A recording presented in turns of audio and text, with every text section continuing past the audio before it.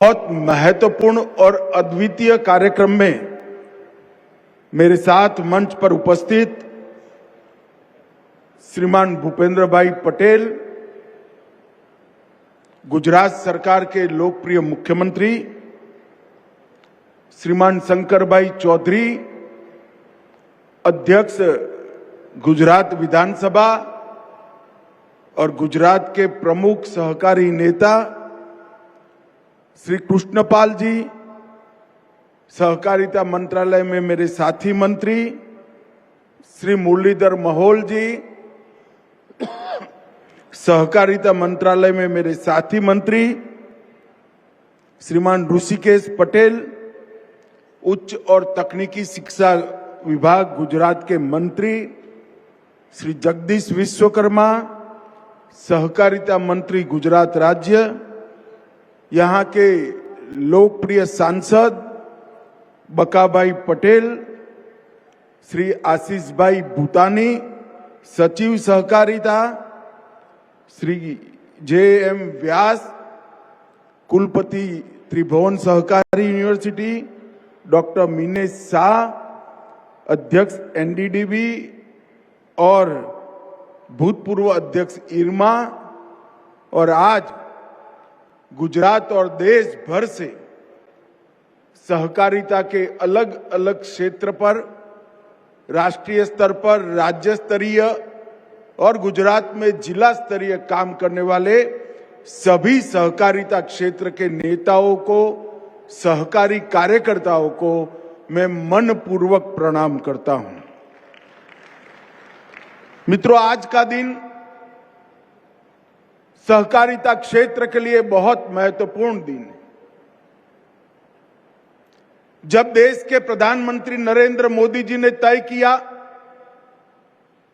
कि करोड़ों गरीब, करोड़ों ग्रामीण, उनके जीवन में आशा का संचार, उनकी आर्थिक समृद्धि के लिए देश में सहकारिता मंत्रालय की स्थापना की जाए, उसके बाद सहकारिता मंत्रालय ने राष्ट्रीय स्तर पर केंद्र में एक अलग मंत्रालय की स्थापना हुई।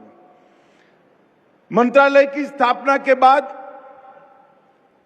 चुने हुए देश भर के 16 सहकारी नेताओं के साथ में बैठा था।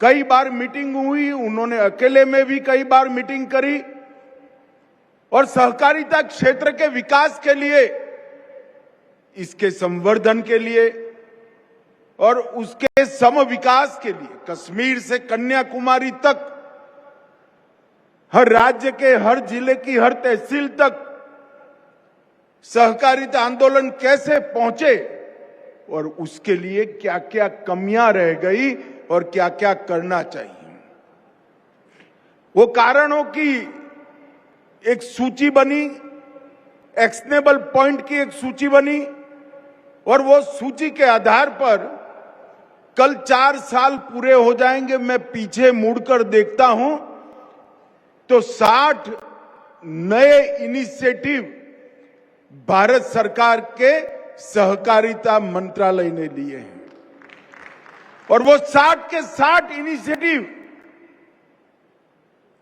सहकारिता आंदोलन को चिरंजीव बनाने के लिए,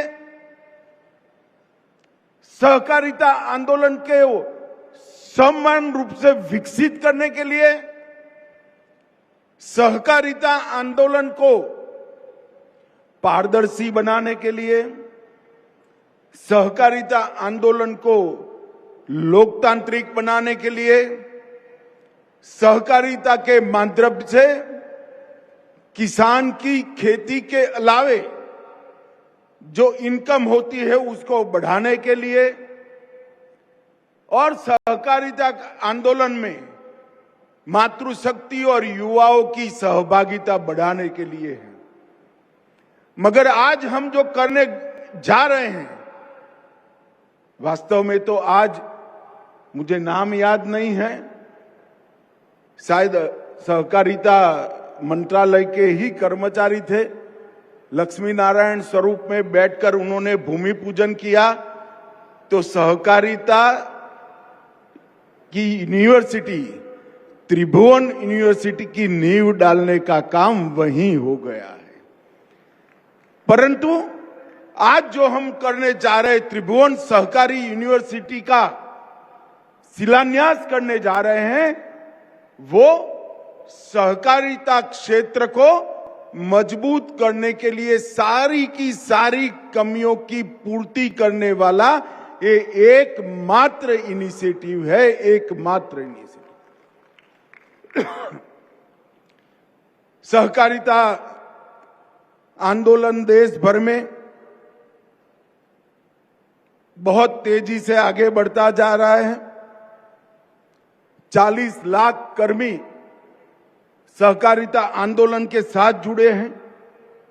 80 लाख बोर्ड्स के मेंबर, पैक्स से लेकर एपेक्स तक, प्राथमिक डेयरी से लेकर नेशनल फेडरेशन तक, और कई सारी मछुआरा समिति, हाउसिंग सोसाइटी में 80 लाख बोर्ड के सदस्य हैं और 30 करोड़ लोग, देश का हर चौथा व्यक्ति सहकारिता आंदोलन से जुड़ा हुआ है।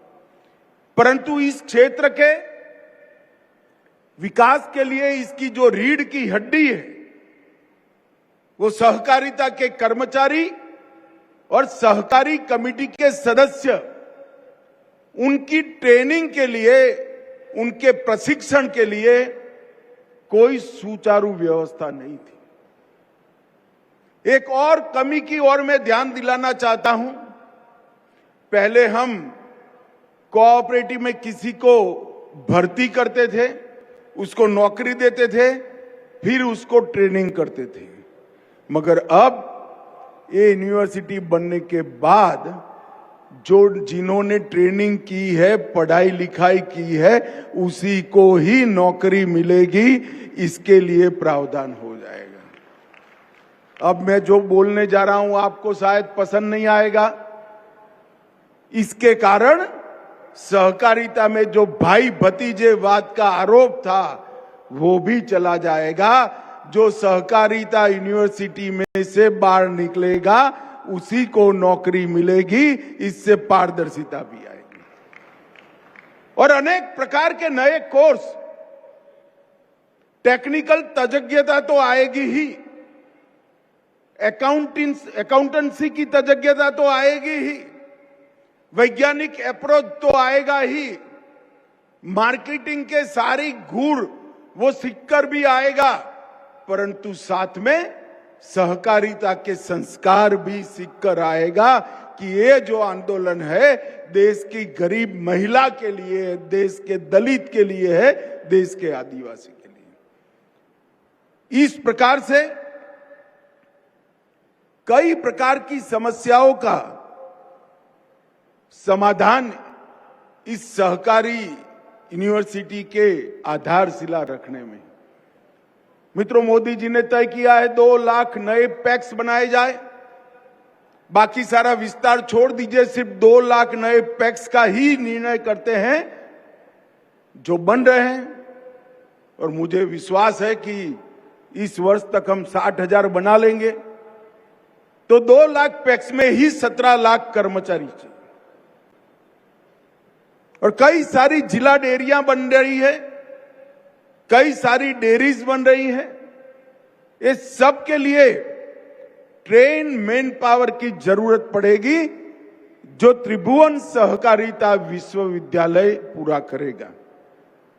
आज यहां पर 125 एकड़ में 500 करोड़ की लागत से विश्व का पहला त्रिभुवन सहकारी यूनिवर्सिटी का आधारशिला रखने का काम किया।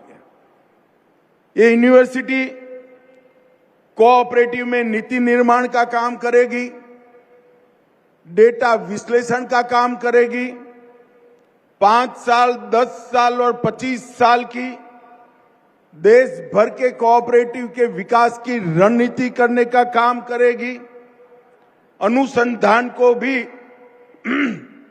इस यूनिवर्सिटी के साथ जोड़ा गया है। और सबसे बड़ी बात है, ये यूनिवर्सिटी सिर्फ सहकारी कर्मचारी पैदा नहीं करेगी, यहां से त्रिभुवन भाई जैसे समर्पित सहकारी नेता भी पढ़ लिख कर सहकारिता क्षेत्र की नेतृत्व करेंगे। और मित्रों, सीबीएसई ने शुरुआत की है। भूपेंद्र भाई विधानसभा अध्यक्ष और शिक्षा मंत्री तीनों यहां बैठे हैं। मेरा आग्रह है कि सीबीएसई ने पुस्तकों में, अभ्यासक्रम में 9 से 12 तक की कक्षा में सहकारिता विषय को जोड़ा है। गुजरात सरकार भी अपने अभ्यासक्रमों में सहकारिता विषय को जोड़े, जिससे आम लोग सहकारिता के महत्व को जाने। मित्रों, जब मैं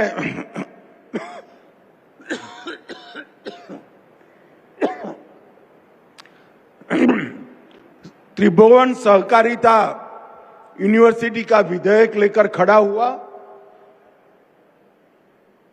उसके पहले अध्यक्ष जी ने मुझे चैम्बर में बुलाया। उन्होंने कहा कुछ कांग्रेस के नेता मिले थे, वो कह रहे थे कि इसका नाम त्रिभुवन क्यों रखा है।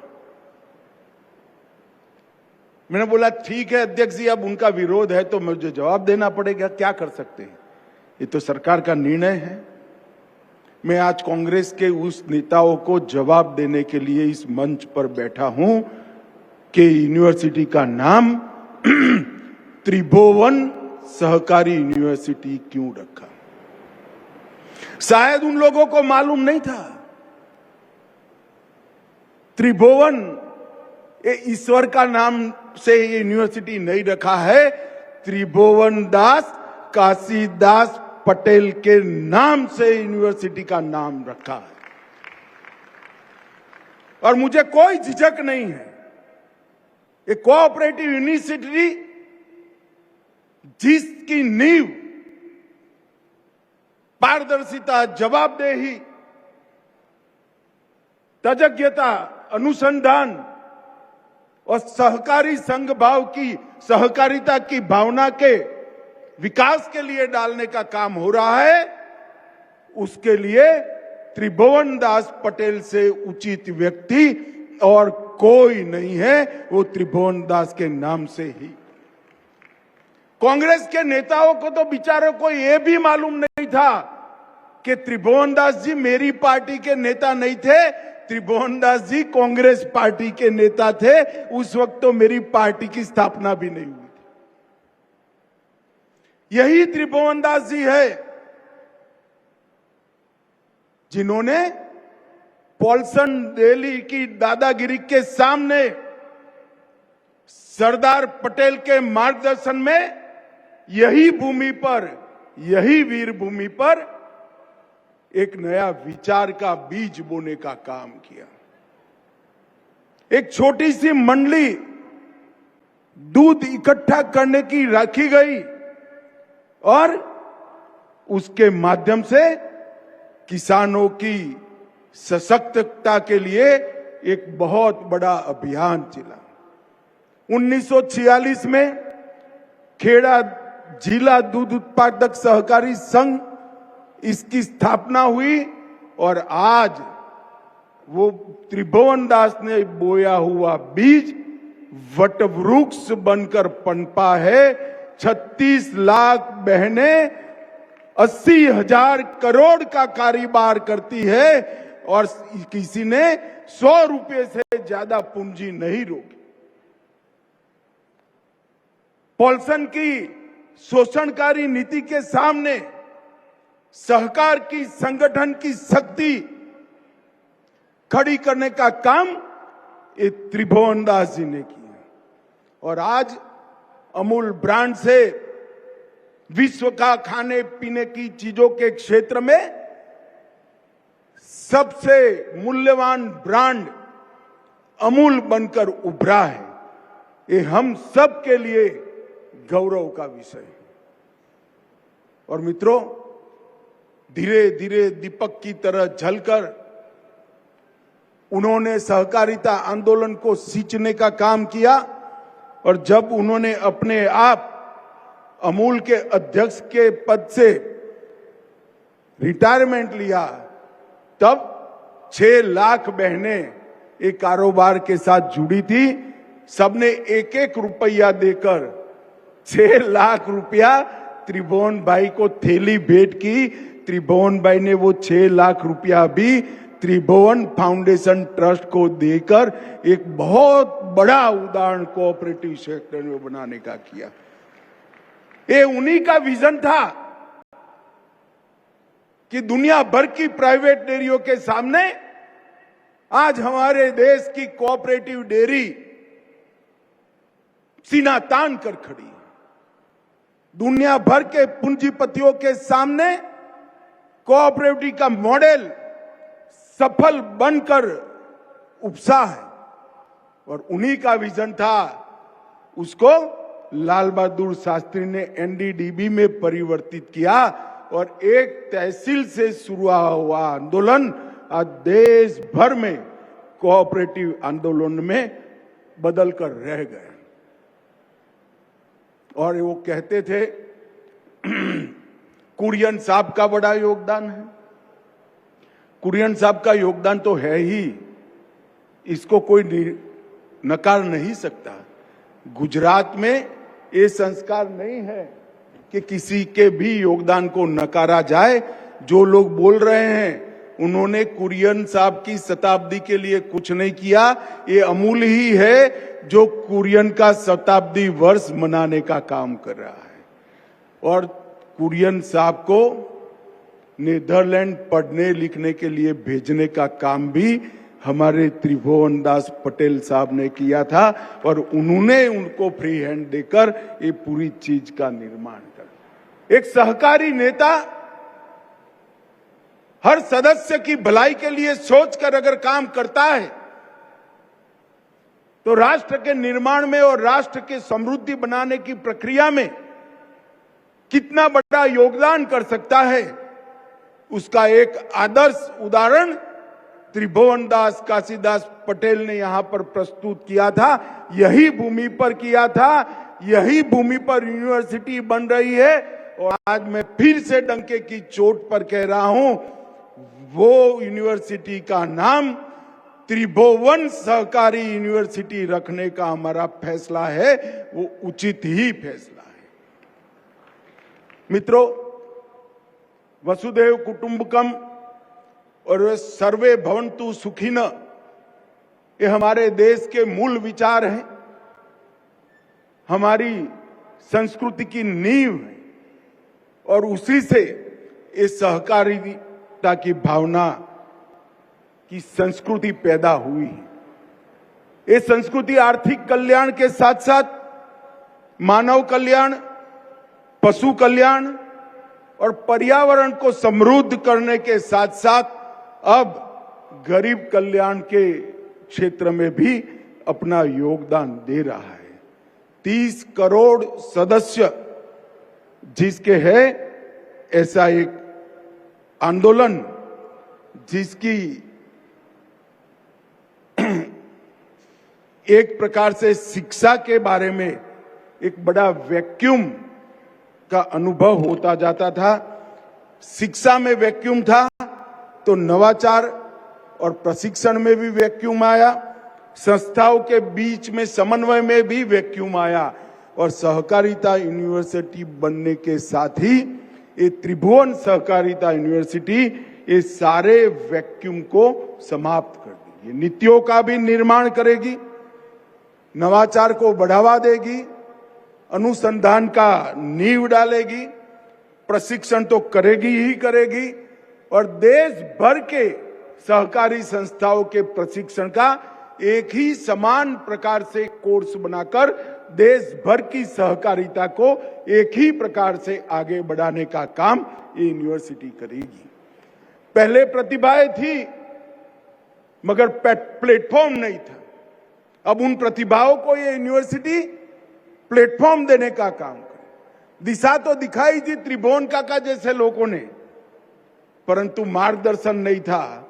यहां से नीति बनकर वो दिशा पर किस रास्ते पर चलना उसका मार्गदर्शन भी मिलेगा। आत्मनिर्भरता थी, परंतु पूंजी नहीं थी। पूंजी कैसे प्राप्त की जाए और प्राप्त की हुई पूंजी कैसे मुनाफे के साथ लौटाई जाए, इसकी तज्ञता भी यहीं से आएगी। और योजनाएं तो बनती थी मगर जमीन पर नहीं उतरती थी। 2 लाख पैक्स और पुराने 85,000 पैक्स के माध्यम से सभी योजनाओं को जमीन तक उतारने का काम ये त्रिभुवन सहकारिता यूनिवर्सिटी देखेगी। एक प्रकार से देखा जाए तो इस मेगा वैक्यूम को भरने का काम त्रिभुवन सहकारिता यूनिवर्सिटी करेगी। वो वैक्यूम ने हमारे सहकारिता आंदोलन को एक प्रकार से सिकुड़ कर रख दिया था।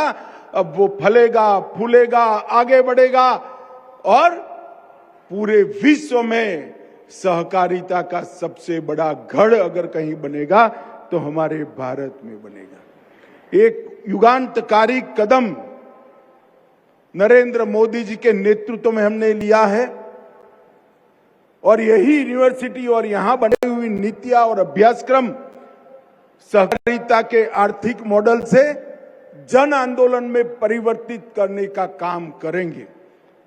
मित्रों, मुझे पूरा विश्वास है कि सहकारिता हमारे ग्रामीण अर्थव्यवस्था और टाउन की अर्थव्यवस्था की राष्ट्रीय मुख्य विकास धारा बन जाएगी। इसमें मुझे कोई आपत्ति नहीं है।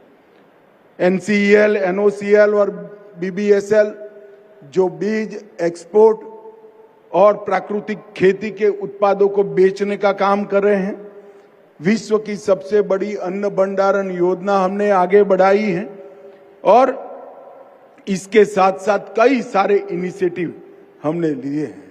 परंतु ये सब के लिए योग्य कर्मचारी मिलना, ये सब के लिए योग्य सहकारिता आंदोलन के सिपाही मिलना, ये काम ये यूनिवर्सिटी करेगी।